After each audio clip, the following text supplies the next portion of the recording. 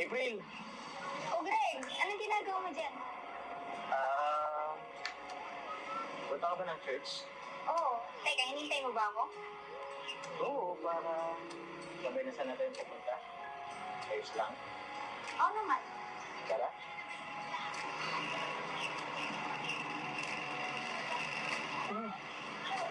Teka lang, napansin ko lang parang sobrang luli mo ngayon, ha?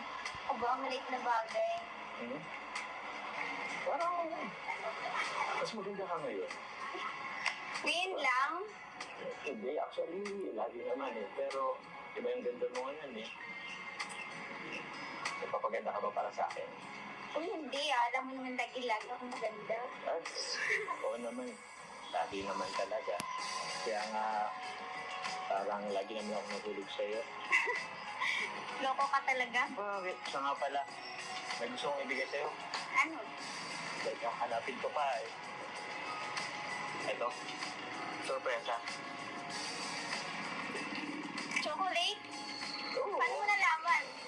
Siyempre. Nagtanong-tanong ako. Tsaka, wala kasi nung outfit eh, kaya may ko lang din naibigay. Teka, para saan ba to? Wala lang. Gusto ko lang maging maliit.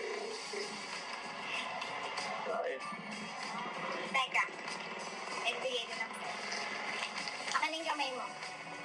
Paano yun? Bakit? Akin na yung kamay mo. Bakit nga? Isusot ko to. Ano yan? Bracelet. Saan? Basta, akin na yung kamay mo. Gusto ko lang din maging mabait.